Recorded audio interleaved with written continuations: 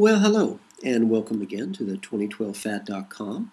I will be your host for this evening, and my name is Charlie Bluehawk. Last night, we talked about hate as a group activity, and how our masters are trying to create a new army. This time an army of human beings with souls and spirits and with hearts and minds, who, of their own free will, join our masters in their war of hatred. Now, how could that possibly happen? It's really simple. It's not religion, it's science. By hurting us, by tormenting us, by driving us into the dirt and robbing us of everything that we have, everything that we love, everything that we cherish, by losing everything that matters to us, our masters will have a new army, or so they think. We also talked about how hating someone, you give that person power over you, of your own free will. How they can hurt you once and then walk away. And even when they're not even there, you're allowing them to hurt you because you've taken basically that seed of hatred they planted inside of you and let it grow. So you've given someone who you hate power over you. And if you hate them long enough, you actually become them. And so our masters hurt us and hate us and torment us. They're using the earth like a crucible. They're trying to distill you and I down to our purest form and making certain that the only thing that remains is hate. Our masters always tell us what they're going to do to us. Always. Because in black magic satanic ritual, it's a requirement of the ritual that they get our permission in advance before they can hurt us. So they tell us in advance exactly what they're planning to do to us. And because we've been conditioned, like whipped dogs, not to expect anything better from life, because we've been conditioned to be beaten animals that could not fight back, our masters feel very safe to go on their television shows, to go to their mouthpieces, CNN, Fox News, the BBC. They feel very free to go on television, print in the newspapers, exactly what they're going to do to us. And under British Admiralty law, which is the law of the United States of America Incorporated, under that law, if you don't object to something that someone plans to do, if you're silent and do not respond to what they tell you they're going to do, under the law, that means that you agree. Silence is acceptance. So if our masters tell us they're going to hurt us and we say nothing, under the laws of the United States of America Incorporated, under British Admiralty law, which we live under, if we say nothing, under the law, that means that we agree. Sure, go ahead, hurt us. That's how our masters have managed to take over our country, steal everything that we own, kidnap, rape, torture, murder, butcher our children, put us into wars all over the world simply for the sake of hatred. Not because they took power, but because we gave it to them. And now our masters have stated, and they state this over and over again in all of their publications, that they want to reduce the human population, you and me, to 500 million people. That sounds like a lot until you realize that there are 7 billion human beings on this planet. So for the masters to achieve their goal, 6.5 million human beings have to die. And apparently they want us to die before the dead brown dwarf star flips our world end for end, and this huge wave sweeps over the world and kills all of us anyway. I always wondered why the masters were so obsessed with hurting us when they knew the dead brown dwarf star was coming anyway. This is why. So who do our masters want to survive? The strongest? No. Our masters want the weakest of us to survive. Our masters want the weakest of us to survive because those are the ones who will turn to hate. They will actively hate our masters. And when you hate someone, you give them power over you. And when you hate somebody long enough, you become the thing you hate. So, only 500 million human beings left after 6.5 million people are ground down into the dirt, butchered, murdered, set on fire, which they like doing, by the way. People tortured, tormented, raped, murdered, destroyed.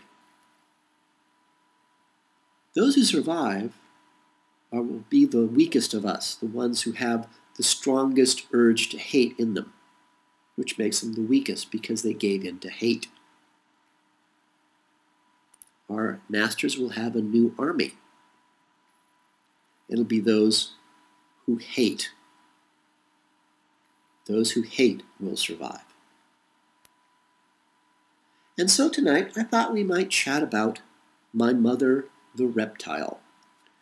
And I will tell you right up front that this is not my story. I was there. I saw way too much of it, but thankfully this one horror story was not mine. It did hate me, there's no doubt about that, and it did try to destroy me. When I say destroy, not kill me, because to kill somebody you lose the joy of hurting them. They didn't want me dead, or it didn't want me dead, but it wanted to hurt me in every way possible. But it wasn't my story. I was there. I saw things that, as always, I didn't understand. Didn't want to understand. But it began to be much too clear as to what was going on. And as always, you can't escape the truth. And as always, since I'm not very smart, I need someone to hit me in the face with a shovel repeatedly before I even notice they're there. So in my slow, plodding, pedantic, predictable way, even I finally figured out most of it. And now, 25 years later, I understand it even more. And honest to God, I wish I didn't. But to begin this particular story, I need to tell you that our masters and their servants, the CIA, for example, they have very advanced technologies that they've been using against us for decades. They also have technology that's easily 5,000 years ahead of anything you and I could even imagine. They left Star Trek behind a long time ago. They left George Jetson behind a very long time ago. But again, that's another story. But for this particular chat, you need to know that the CIA, as part of their war against the human race, they have a technology that's been referred to as voice-to-skull technology. And this is something that's been patented at the U.S. Patent Office. You can do a keyword search right now on the internet. Voice-to-skull technology. 4 words. You don't need me for this. You can do this yourself. Now, this technology was deliberately created so that people, you and I, would think that God was speaking to us in our heads. It's not technology. Well, actually, it is technology. It's not religion. It's technology. It's a radio transmitter. It's designed to broadcast waves of energy into your head. And your skull actually acts as a receiver, so you actually think that there are voices speaking to you in your head. They can drive you mad. They can program you to think that God is speaking to you. It's hatred in the cruelest form possible. They give you the illusion that someone cares about you, someone who either never existed, somebody who might have existed, or someone who's died and left you behind and who you miss. In the same way, again, using electrical current, or more specifically, being able to understand how memories are stored in our brains. And again, the brain, our brain, is just an electrical device. It's a battery that has more connectors in it than all the stars in the universe. That's quite a good design if you stop to think about it. Unfortunately, the CIA was able to read our minds back in the 1960s. Not just read our minds by strapping us into a chair and plugging electrodes into us. They could actually see our thoughts and play them back on TV screens. I'm told now that the technology has evolved where they can do it remotely, just like adjusting the dial on your television set. As long as they know your personal frequency, and each of us, you and I, we each are broadcasting and receiving information all the time. And each of us broadcasts on our own frequency. Again, you and I are unique in the entire universe. In our universe, in this dimension, there's only one of each of us. And I mention this because it's important for you to know, for this story, that you and I are electrical in nature. And because of that, we can be influenced, tricked, fooled, conned by the use of specific electrical current, waves of electrical energy, radio waves, for lack of a better term. It is debased, it's cruel, it's evil, and it's wrong. And therefore, it's the heart and the soul of the CIA and their war against us, the human race. So, as long as we're thinking along these lines, we can go the extra step that you and I control our own bodies by electrical impulses from our brains. Electrical impulses from our brains travel through networks of connectors in our body and cause our muscles to move, to expand and contract. It's how we learn to walk, to talk, to pick up a cup of coffee, to swallow. Some of the functions of our body are done automatically. Our heart beats, we don't have to think about it. We breathe, the body does it for us. The body has its own memories. We've talked about that before. It's the electrical impulses generated from our brain that cause us, you and I, to have current control of our bodies, active control of our bodies. And because you and I are electrical, and we are broadcasting and receiving electrical waves of energy all the time, we are broadcasting and receiving constantly. Not just to each other, but to the world around us. And now, as we talked about the other day, we know that from the center of our own galaxy, we receive information, energy, in the form of information, trillions of times every second. That's a lot of information. You and I live inside of an ocean of electrical energy because the universe is nothing but a huge, fairly large, electrical generator. And that electricity is stored in here with us in the form of information. So now, imagine someone having a pirate radio station. And a pirate radio station is just somebody with their own private transmitter who decides to broadcast from their basement, from their van, on a frequency that somebody else is using. So you're in your car, you're heading to work, you're tuned to 101.1 on your FM radio dial, and you're listening to country western. All of a sudden, some yahoo with a pirate radio station starts broadcasting funk or techno or jazz or rock over that same frequency, those same airwaves. And because his transmitter is so much more powerful than the folks down the street who normally you listen to, you're going to pick up his broadcast, not theirs. That's what a pirate radio station is. But like all radio stations, it's broadcasting waves of electrical energy.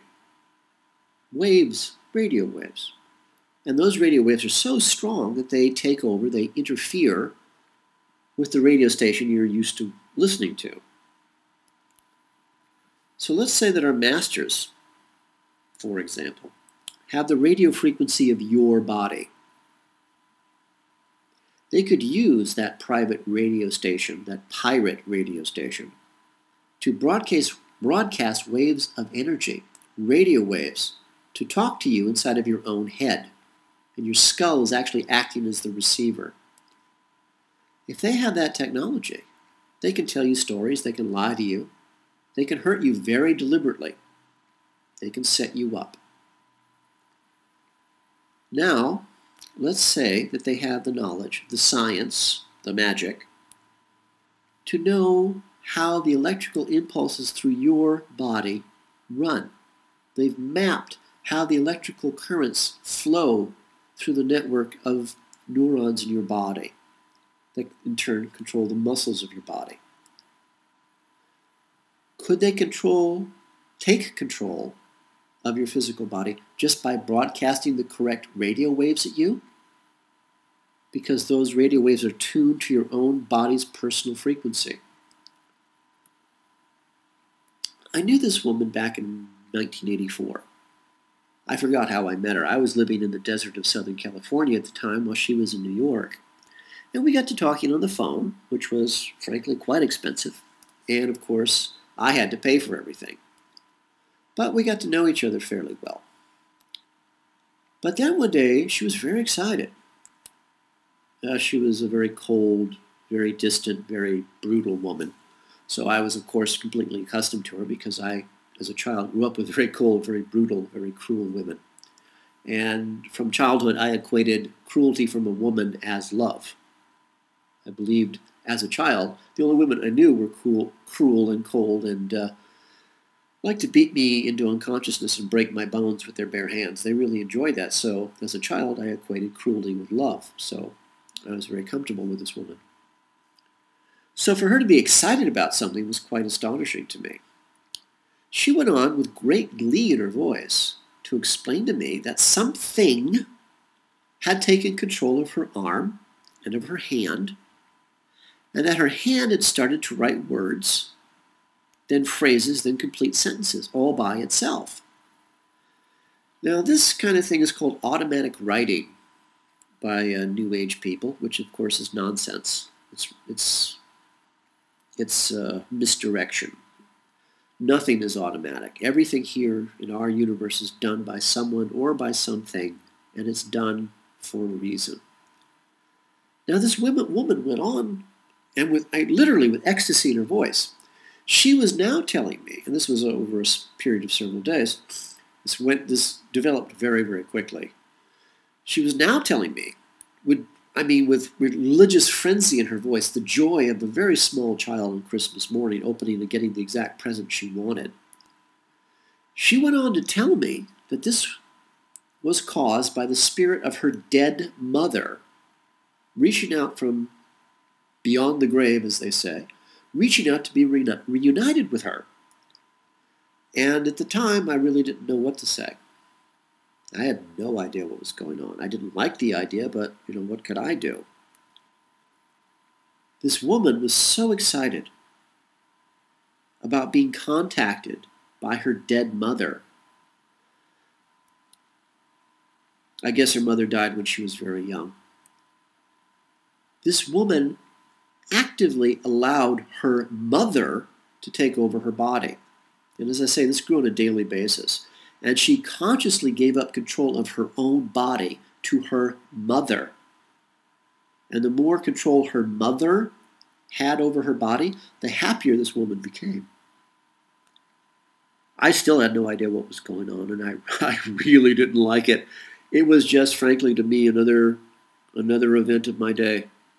Just another bizarre event in my life that I couldn't explain, I had no control over, and I didn't know what to do. So I just sucked it up and tried to get through it. But for a change, it wasn't happening directly to me, so that was nice. But it was happening to the woman I wanted.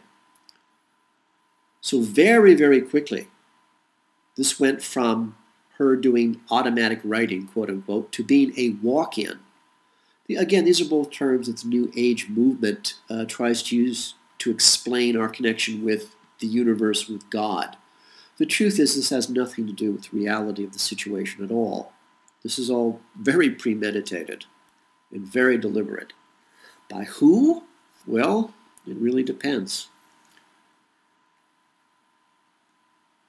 So something knew more about this woman's body than she did. And because she allowed it access, because they were on the same basic frequency, the same vibration, it walked into her body with very little interference. I mean, this woman didn't put up a fight. She actually actively wanted whatever this was inside of her. She then went on to describe to me in very minute detail that when her mother possessed her entire body, her mother was reptilian in shape. She told me over and over again that when her mother possessed her, this woman's head would thrust forward, her chin would thrust forward, her knees would bend, and her arms would flay backward, and her elbows would shoot backwards, and her whole body position sort of thrust forward. So was this a ghost? The ghost of a reptile? And of course, me, I'm always asking questions, even though I don't know what's going on. That's probably why I ask questions. And her mother didn't like me from day one because I actually had conversations with her mother while her mother was in her body. And I actually had recordings of this. Her mother went on to tell this woman that after she had died, she had evolved into a higher form of life. She had evolved from being a human woman into a female reptile. And this was 25 years ago. This is 1984. Now this woman, she was in her late 40s, and she desperately missed her mother. Her mother had died when she was very young. And this woman told me that her father had been very distant and cruel. That's why she had fled Australia for the States. I eventually met her sister at one point, and her sister was a very average, very nice, very plain lady who showed none of the torments that this woman claimed had been done to them. But again, she was cruel and cold and mean to me, and this was the only type of woman I knew. As a child, I equated cruelty from a woman with the fact that she loved me. Very sick, very disturbed. It's one of those gifts from the CIA that keeps on giving. Now, this woman had actually fled Australia and had gotten into the United States, gotten her green card, her visa, by marrying a gay boy who eventually died of AIDS. And because she cared so little for anyone but herself, she left her quote-unquote husband alone, and he died all alone. She couldn't be bothered. She basically cared for nothing for anyone but herself. Again, something I could easily relate to from the women that I grew up with. Since I grew up with people, with women just like her, I was immediately attracted to her. As a child, the only attention I ever got from a woman was abuse and cruelty, so I thought that's what love was. The CIA knows this, psychologists know it, that you and I, by the age of 5, our personalities, our likes and our dislikes are pretty much stamped into us at that age. At 5 years old, that's who we're going to be. And it's really taken me decades to work out of this prison that was built inside of my own mind, where the CIA put me, where the CIA has put so many, many, many people. Most of those people, thankfully, are dead. They were programmed, we were all programmed, to kill ourselves at the age of 30. That's the age that the CIA, and strangely enough, also the New Zealand government, when it comes to dealing with foreigners, 30 years old is the age where the CIA felt that we would become a threat to them if we lived any longer than that. Thankfully, the CIA are a bunch of morons, and so a lot of what they do doesn't work. Unfortunately, a lot of what they do does work, because they have so many of these projects running. Just the sheer odds that some of them will actually, come true is in their favor. But here's this woman who begins with automatic writing, her right arm and her right hand starting to move all by themselves. And again, this is not demon possession. This is not religion. This is science. This is physics. You just need to know about how the human body works. And then you need a radio transmitter transmitting radio waves at exactly the right frequency. You need to have a knowledge of how electrical impulses control the body. And then you need to know the frequency of that particular body. And then all you have to do is send radio waves. And you are controlling that person by remote control. Now, you and I see this every single day. You can go to the mall today, and you can buy little small toys, radio-controlled cars, toys, planes, helicopters. You can buy them today. They're not too expensive. They're devices, electrical devices controlled remotely by radio waves. In the simplest possible terms, our bodies are electrical machines. We control our own bodies from electrical impulses from our brain. You and I know this from our everyday world. When you turn on the radio, you are experiencing remote control. Waves of energy are traveling through the sky that you and I cannot see or hear or feel until they're captured by this little box in our car and turn those radio waves that we cannot see into music, into sounds. That's real enough. It's not religion. It's not magic. It's physics. It's technology. So, radio waves that are broadcast so strongly and so precisely, they can block out, shout over the electrical impulses of this woman's own brain, because the pirate radio station, the signal from that pirate radio station is so much more powerful than the electrical impulses in this woman's brain. Somebody else was controlling her body by remote control. And you and I have chatted about this before. If Satan exists, if her lover, her mother, her creator, God, Alamak, exists, and God actually threw Satan out of the bubble universe that she created, the same bubble universe that you and I live inside of, and Satan, Yahweh, wanted back inside to get even, she couldn't enter physically, but she could do it by remote control. She could get back in and have influence over you and I by having a radio transmitter so powerful that she could reach back inside of this closed bubble universe that you and I live in and talk to her followers. Or, with a little more control, she could take control of their bodies. Again, not religion, not magic. It's science. It's knowledge of the universe that you and I don't have. Magic, well, science certainly is magic to me, or unless you know how a radio works, or unless you know how electricity is made, unless you know what keeps an airplane up in the sky. It sounds like magic to me. But see, magic is just knowledge. It's knowledge of things that you and I don't understand. Religion is a way to explain, or rather to cover up science, to cover up technology. Science that you and I don't understand.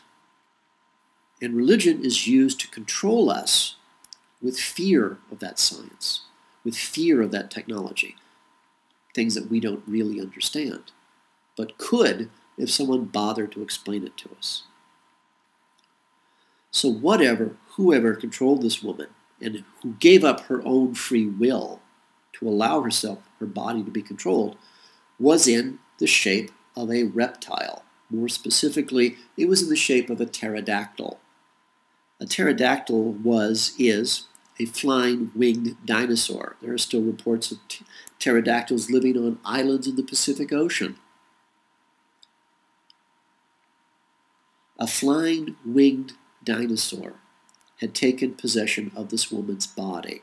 Because she and I had talked about this, and we were trying to decide what form of life her mother had evolved into after her mother had died and evolved into a higher form of life, in this case, a reptile. I can't now remember whether she and I decided on it or her mother had told her. But it had the shape, the physical appearance of a pterodactyl when it possessed her body.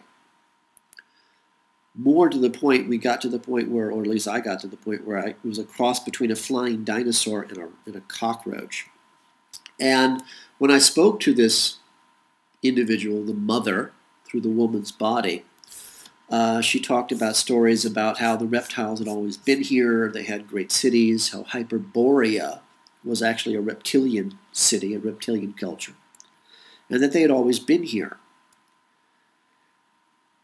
Again, specific points that I've since forgotten, but I do remember that. And I spoke to this mother repeatedly. And I will tell you quite honestly, each time I spoke to her mother, the hairs on the back of my neck stood straight up.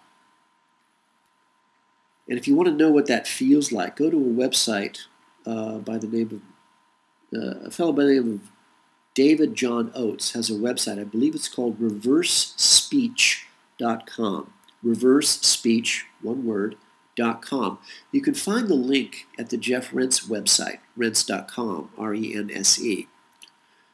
Now, Mr. David John Oates discovered that you can tell if someone is lying to you by listening to what they say backwards. He records the speeches of politicians all over the world. He then runs the tape backwards. And you have to use an analog recorder. If you use a digital recorder, this doesn't work. So he takes an old analog tape deck, records something that, say, George Bush says in a speech, and then plays that speech backwards. And you can actually hear that person speaking forwards and backwards at the same time. You and I, as part of our natural evolution, are exchanging information billions of times a second. You and I are talking consciously, forward motion, say. At the same time we're talking to each other forward, we're also talking to each other backward. There's another, say, a subcarrier wave in the background of our speech pattern that's conveying even more information between us than we are aware of. But this is something you have to experience for yourself. So go to reversespeech.com, go to the Jeff Rense website, rense.com, look up David John Oates, and then listen to some of his audio files. You have to experience this really for yourself. And the first time you hear reverse speech, I guarantee you, the hairs on the back of your neck will stand up straight. Why? Well, in my experience, the concept of reverse speech, that voice, it's the same voice that I've heard ghosts speak with. Another story for another day. But it's the same voice that this woman's mother used when she spoke to me. And it will literally send a chill up and down your spine. But because I was in love with this woman, another abusive, cold, cruel woman, the only one kind of woman I could relate to, because as a child I only knew that from women, and I equated cruelty with love. I wanted to do what I could to help her. I just wasn't sure what to do, but I knew for a fact this was not her mother. I never believed that this was her dead mother who had gone on to evolve into a reptile and came back to possess her daughter's body. I mean, come on. But the woman did. She did believe it. And there was nothing I could do to change that. I guess, luckily for me, this was like 1984, 1985. She was in New York. I was in California. This all happened over the telephone. And for many, many hours, I recorded these conversations. I must have had 20 or 30 tapes. Now, twice in my life, I've held physical proof of hatred in my hands, of something so despicable and evil that there was the proof. The problem was, of course, I didn't have anybody to show it to. This was the first time. It was when I realized what was controlling this woman. I figured, demons or something. I had this collection of 4-track audio tapes. I had made recordings of our phone conversations. I had then moved into Hollywood full-time to work and to escape my prison guards, my CIA-funded tormentors, and I thought I was finally free. I wasn't, turns out. It was just the beginning of a whole new, different set of horrors. But there I was, living in this dirty little apartment in Studio City off of Vineland and Ventura Boulevards. And I just couldn't overlook anymore the pure hatred that was leaching out of these 4-track tapes. They were literally radiating hatred, and it scared me to death. So I finally, one night, ran outside of my crummy little apartment and threw the whole collection into the dumpster, hoping against hope the evil would follow it. You and I have had these experiences, times in our lives when we know that someplace is wrong. we know that the people who are suddenly there feel wrong. You can't explain it. You can't put it into words, but you know something's wrong and you know you shouldn't be there. And the opposite of that, of course, is when you meet people that you instantly connect with. You have the same thoughts, the same feelings, the same likes, the same dislikes. You have the same vibration, basically. This was the opposite. When you feel that something is wrong, it's the wrong place for you to be, the wrong people to be around, it's the wrong frequency for you. It's different than what you are, and you want nothing to do with it. Well, that's what happened to me. It occurred to me at the time that these tapes, and magnetic tape is nothing but stored patterns of electrical energy. So as far as I could tell, the mother had stored part of her personality into these tapes. Again, it's just technology, it's physics. And since you and I are electric, the universe is electric, this thing wanted a foothold into my world, into my little world of my apartment, and that frightened me. I didn't know what else could possibly come through, but I found out later, and looking back, I even wonder how I'm still alive. I don't understand why I'm still alive. It honestly doesn't make any sense. And so I threw in the middle of the night these tapes into the dumpster because I couldn't sleep. And found out later they'd been there way too long and something had opened a doorway. We've talked about doorways before, but I just can't get these stories to go away. Well, this woman finally moved from New York to California for her singing career, which she actually didn't have. She didn't move there for me, of course. I was just more dirt to be used and crushed under her feet. But the few times that we were physically together, her mother would not come out and speak to me. It would not come out and face me. It was the act, of course, of a coward. They will never beat you face to face. Our masters, their servants, they're all cowards. They're all bullies. They're all thugs. They're parasites. They are, in fact, nothing. The only power they have over us is the power we give them. After a while, this woman finally decided that I had suffered enough, had proven myself to her to be worthy to be with her. And by then, I just didn't care anymore. Thank the God for that. I had other problems much uglier than her and her highly evolved reptile mother. But the question is, was it a demon? A classic demon? Or what you and I now know to be what a real demon is? A real demon is just a living reptile. Someone sitting in front of a radio transmitter. Was it an evil spirit? Well, either are forms of electrical energy, just like you and me. They're just living in a different frequency than you and I are. But a living human being allowing themselves to be used by these quote-unquote evil spirits. The spirit can make a telephone call, and the woman will be the receiver. Just the way Satan, Yahweh, reaches into our universe to speak to her followers, or to reach into their bodies, yank them out, and take control of them remotely. See, something never made sense to me about all these UFO alien encounter stories. And thankfully, I've never seen a UFO, never seen a little gray alien. I don't want to, ever. Frankly, if I saw a UFO hovering over the city, I would run and keep running.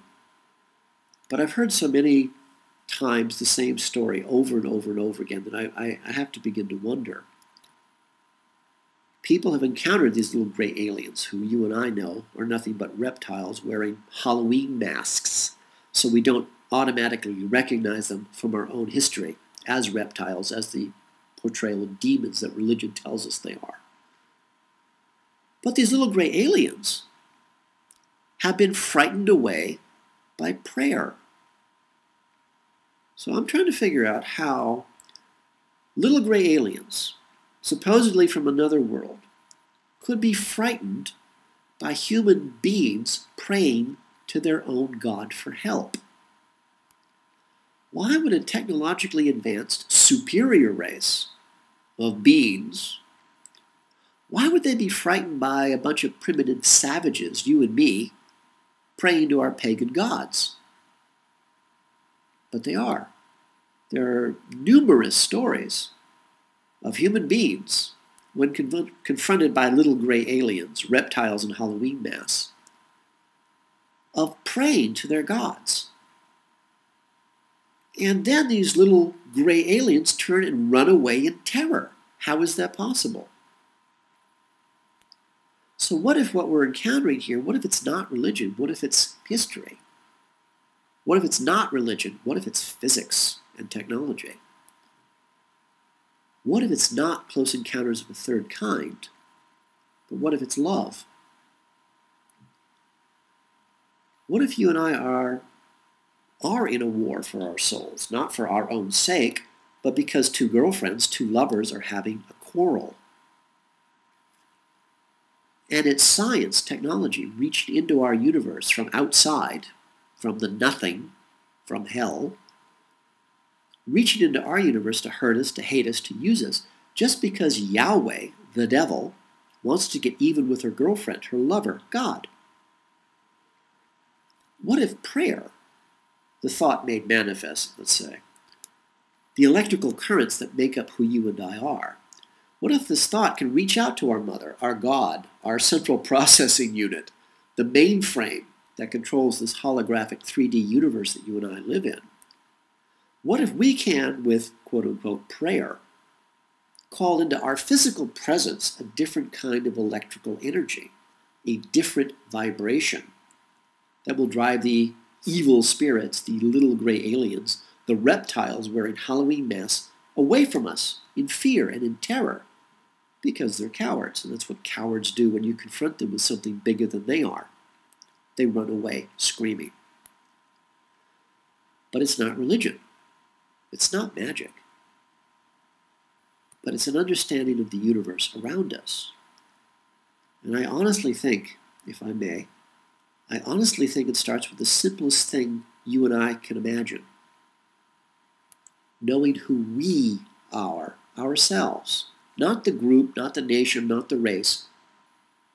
Ourselves. You, me. I am. I am that I am. I am myself. I am no one else. I'm not Angelina Jolie. I'm not Brad Pitt. I'm not Britney Spears. And for the love of God, I ain't Barack Obama. I'm just me.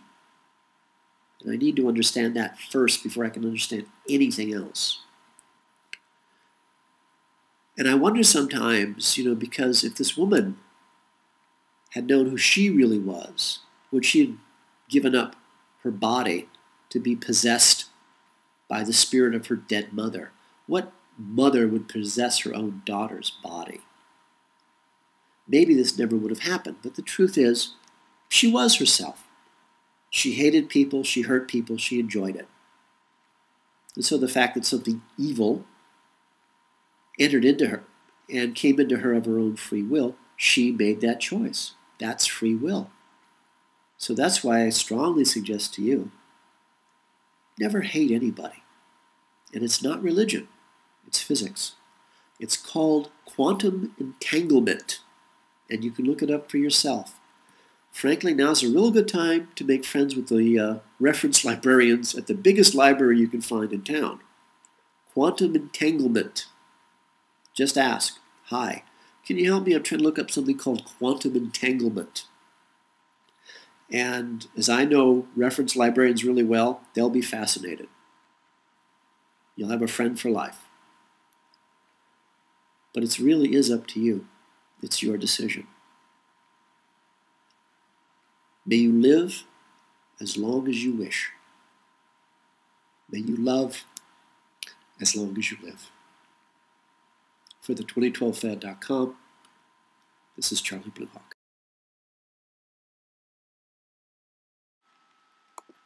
The 2012 Fad is brought to you by Coffee and Blood, Love Letters Between the Dead, a series of 5 erotica horror novels about a fallen angel finding his way back to regain his own soul, and how the CIA war against the human race.